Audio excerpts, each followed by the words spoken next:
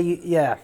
It's like you brought up Harvey Weinstein. One of the interesting things about that whole thing, I mean, the guy's clearly a gremlin, you know, like the guy's disgusting, right? And then like some of the women that are making claims against him, they're like, yeah, and his penis is disformed, you know? Yeah. So already he's a monster, right? So the dude's like a legit monster.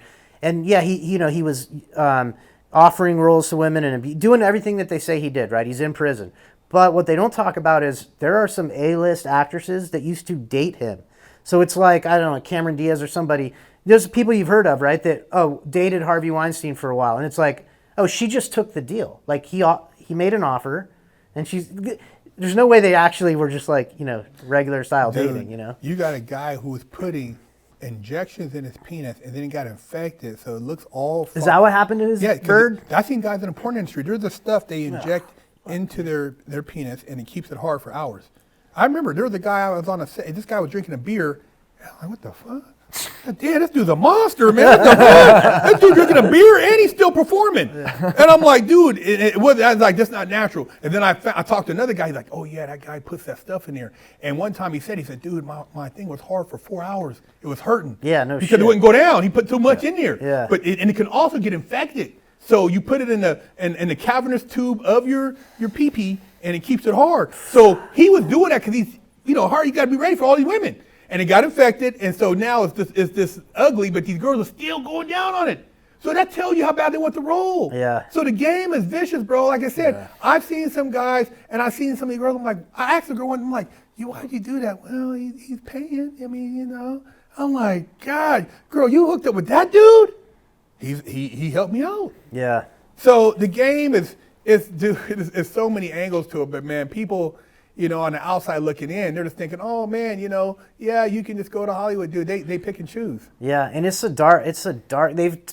Who knows how long it's been like that, but it's like observably like a dark industry where it's like it's kind of gross. Like just observing most of the stuff they make now is like they're trying to wedge something into your consciousness. You know, they can't just make a movie that you can just watch, because once you know all the symbols and know what they're trying to do, everything you watch, you're like, heck, this is what they're doing. This, you know. Do you think that is now more blatant, or just like they're going full throttle right now?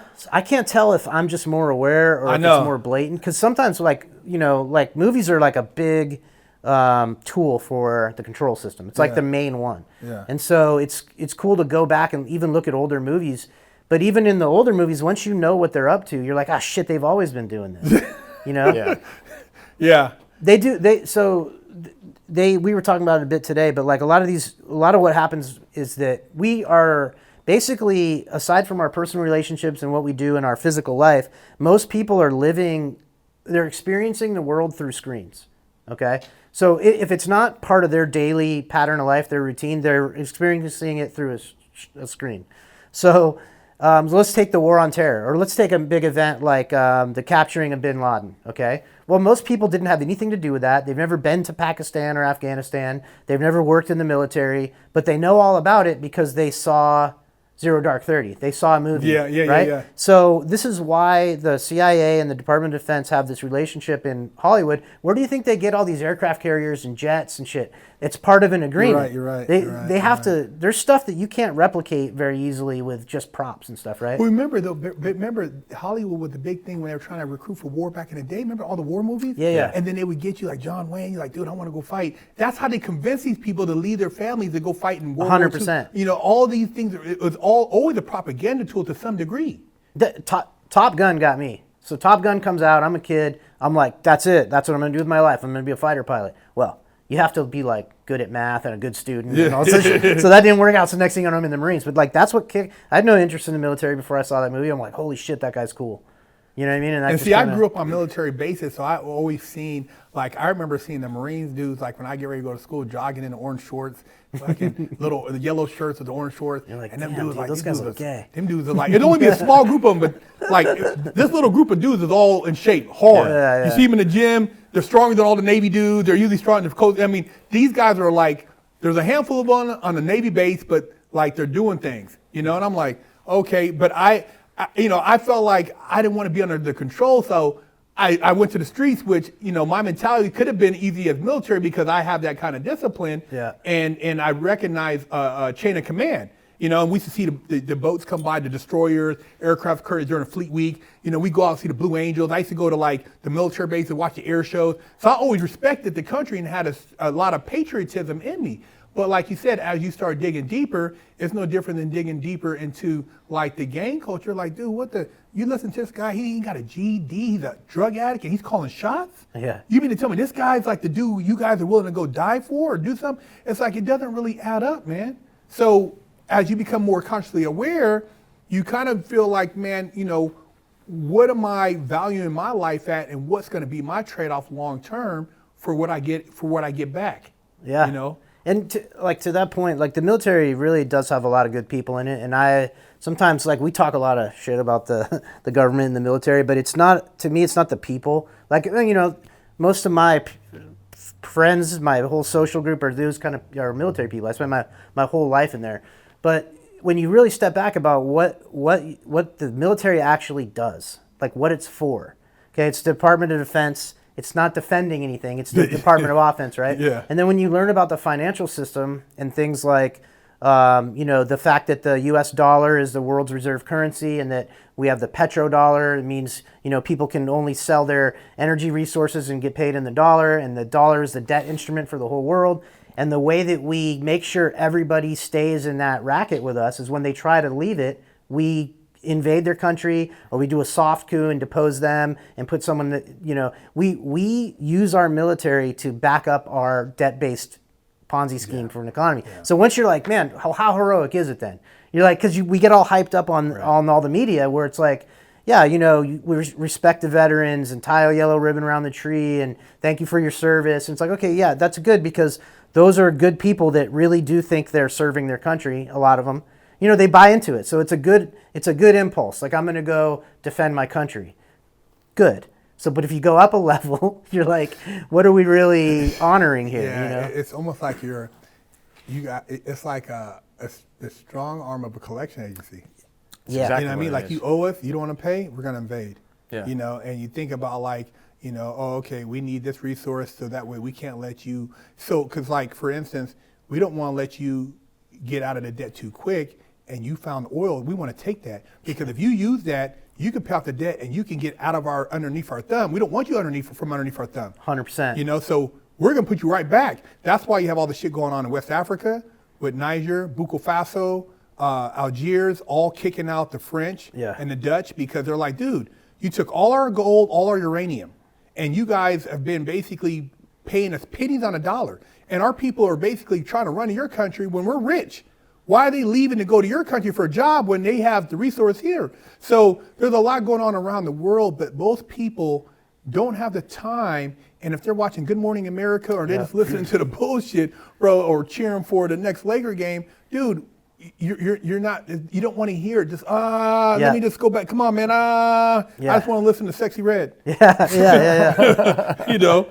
So it's like, I don't know. I used to sit back and when I really looked at this, and I used to be in prison, I'd be studying, and then I'd come back and the officer would open the door and they'd look and everybody's looking up at the TV. There'd be football. Yeah, there'd be some girls over here on the Telemundo, everybody watching ass on Telemundo, or some guys over here watching the video, they'd be eating top ramen.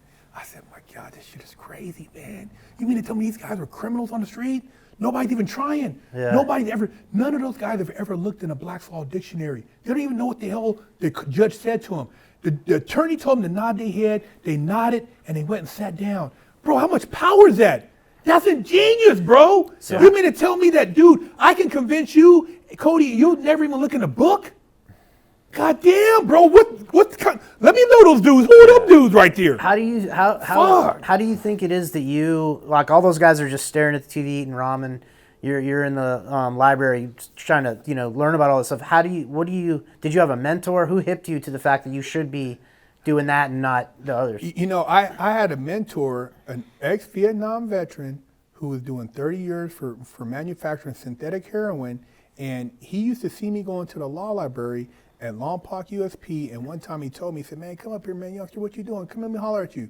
And I went all the way up to the third tier, and he's like, man, what are you doing? I said, man, I'm going to a law library to study. He said, well, what are you studying, man? I said, I'm trying to figure out if there's a law or something, man, maybe I can get out early. He said, how much time you got? I said, I got like 10 years. He said, I said, for what? He said, bank robbery. He said, man, let me give you some stuff to read. And so he started introducing me to like congressional acts, and then he pulled out this attorney's manual, right? So he's like, I said, what the fuck, what is this? He said, man, it's attorney's manual. I said, what are you talking about, there's attorney's manual? I said, I never heard of this. He said, the United States attorneys have a U.S. attorney's manual that they use to prosecute cases in the federal prison system and federal government. And he got it because he had a connection. He knew somebody that worked for Federal Reserve, and they were able to access and get this material, but it wasn't for public use. But he started showing me stuff he highlighted out of there. And dude, literally my head exploded. I went down, started reading the stuff. He'd give me like every night little stuff. And dude, I was like sleepless. I felt like, man, I was the worst idiot for robbing a bank, to pick up a gun and run up in there. I said, dude, how stupid.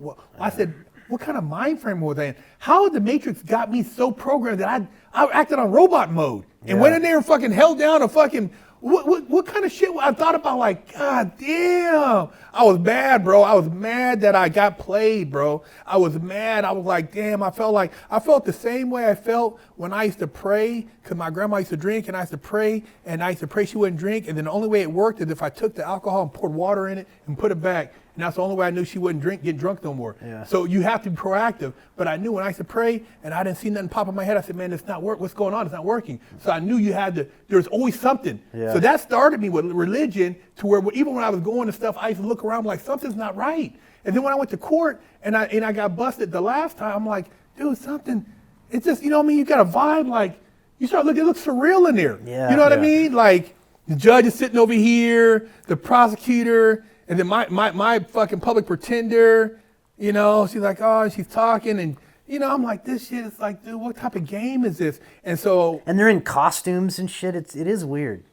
Like, what do we do? Dude, the vibe, you know, you start getting a vibe. So when everybody else is playing dominoes and stuff back in the thing, I'm like going, every time they have a law library movement, I'm reading. But I'm reading what they have, not knowing that it's even bigger. So that's the first, and there's layers to this shit. I'm almost surprised that they allow you to have access to that in the prison. No, okay. So when I started really researching, and I mentioned something to my attorney, and she's like, "What are you doing?" I showed her something, right? Because this is when I seen like there's some shit going on, and I had heard some stuff because I was talking with a guy in there. He called himself Dr. Ben. I'm like, God damn, what are you, a doctor, and you're in here for? What'd you do? He's like, oh, I'm getting out. You know, I am from another. He was talking some stuff. I don't know. He's on some high spiritual shit. Like literally, he's gonna walk through the wall and leave one day. I'm like, what this dude? Like, dude, what the fuck? What do you know? I don't know, bro. I'm trying to walk through a wall too. Yeah. You know, so he was kind of weird, but he was telling me some shit, and it had me thinking. And then I remember going to court one time, and this dude came back, and he's like, oh man, I got this off. I got 2 years knocked off my case. He said, look at this, and it said non-published. I said, damn, they got non-published shit? If it works, why wouldn't everybody get access to it? So I showed my attorney, I said, hey, I want to file this, blah, blah, blah. She's like, who gave you that? You can't use that because it's non-published. I said, what the fuck? Yeah, you didn't tell me I got to do extra too because it's non-published? Right. I said, oh man, this is a fucking, I've been duped again. I was like, fuck. Next thing you know, I got shipped. They shipped me way out to a place, California City, the law library was shit. So see, when you start calling, so literally I was around dudes that were like very like fighting, networking. Once they see that, it should be somewhere else. Damn. And then it should be somewhere else. So they want to make sure your resources are very limited. But that's what sparked it. And then when I went to court, and you know, they always ask you, are you under any threat, duress, or coercion? You look, oh no, Your Honor. Do you have anything to say? You know. But then I mentioned that little case. She's like, oh, okay. Boom. I'll rule in your favor, blah, blah, blah. And my attorney looked at me like she was pissed. The prosecutor looked pissed. I said, what are they mad for? Why are you mad? Yeah, you mad because I got out for 2 years? You wanted me to do all this shit without a fight? I said, fuck. And then she said, you have anything else to say? And I looked around the court, bro. I'm like, I didn't know what else to say. I was out of ammunition. She took 2 years off your thing. Yes, bro. Just by that little motion that I railed on a goddamn piece of handwriting. I didn't even know, dude, I never wrote a motion, but I was studying and I wasn't stupid because I've been in college. I wasn't an idiot. And so I wrote that on a motion, Your Honor, and I even had to give it to her, Your Honor, blah, blah, blah, blah, blah, based on this case. Oh, Mr. Timmons, prosecutor, you have a judge? Prosecutor looked like, no. Boom, 2 years. Mr. Timmons, you have anything else you'd like to add? You basically said the magic words. This is process magic. It's called process magic. Dude, is what the term for that's it is. wild. Yeah. Got played, bro. After that, and then right after that, they shipped me straight to San Bernardino. Like, oh, I'm gonna shoot you to the worst county jail ever before you get transferred. And I was in a straight shithole over there. And see, when you get around, the thing about jail, and you get around, you could see like the vibration, like, because I started coming to a spiritual awakening somewhat, and I could kind of feel the energy. I'm like, fuck, man. I said, man, it's kind of like, you know what? I'm glad I got awake, but I'm like, why couldn't I have got this awareness right before I committed the bank robbery? Now I got to do the whole time this conscious. It's fucked up, bro. It's like knowing what's going on and everybody else doesn't know. Yeah, but so we can only see things on a very short timeline as we experience it. Fuck, horrible, bro. Yeah, horrible. but who knows? Like ultimately, what you will gain from that experience. Yeah, I know yeah, that's like yeah. some like cliche like hippie shit, but I've seen it in my own paid life. a higher price for grander knowledge. I mean, you went Yeah. through. Yeah. Well, if you look at it like that, but goddamn, bro, I used to pray like that. Yeah. Like you're right, bro. You're like, you like, oh, you got to, but look what I had to go through. Yeah. Motherfucker looking at my asshole. Cops talking about they're gonna Yeah, beat it's your pretty ass. bad. Right. Dude, you can't sit over here. That's the Sereno table. You can't use this toilet. You can't spit in this. Dude, there's a lot of shit. But like, you're right. I mean, when you say it like that, it's like everybody wants to be the warlord or the god, but they don't want to go through what you went through. Right. So, like you said, what you guys went through to get to where you're at now, would this kid with purple hair, with fucking Crocs want to go and do what you had to do to get it? Well, and it's like war and prison are similar. Like it shows you from personal experience, like what these institutions are capable of, how they're capable of treating other people. So, if you haven't been to prison or off to a war, and you're just kind of in like normal person life, you don't really understand like this control system. It's not benevolent. It's not for you. And if you get outside of its very narrow lanes, they'll put you in prison. Mm-hmm. Or if you're in some other country and just by happenstance or something, someone like me or him will literally show up in the middle of the night. Me, who has no ill will against these people, show up in a helicopter in the middle of the night, put a explosive breaching charge on the side of their house, blow a hole into their home. These are just regular civilians. They've not done anything wrong. Blow a hole into their home where me and all the buddies come in and set up camp and tell them, hey, we're going to be fighting the Taliban from your house for the next 3 days. And oh, by the way, all the men, we're flexi-cuffing you and we're putting you over here and your women in the room, and there's nothing you can say or do about it. And I'm not like a malicious, malevolent, evil person. I'm not doing this, for anything other than I'm part of this like mechanism, And now, in hindsight, that all is pretty heavy shit, right? Like to have treated people that way, but also be caught up in because you're not conscious. You're not. It all seems like totally normal behavior. You're like, yeah, of course, we have to go. But you're exactly right though, because it's no different than I remember doing shit on the street, and one time run around dealing with some people, bro, and the whole front yard made everybody get on the ground. I mean everybody, and I'm out there, I'm holding John Wayne Court. And it's broad daylight. I didn't care. And then afterwards, we got some information. We need some intel. And then we went and found out who did what. Yeah. But that's what I'm saying. Like, but in my mind state, like, dude, it was nothing. I had my little 380. Yeah. I roll around. I got my car. I got my music bumping in my coupe. I'm gangster whoever rolling through the neighborhood.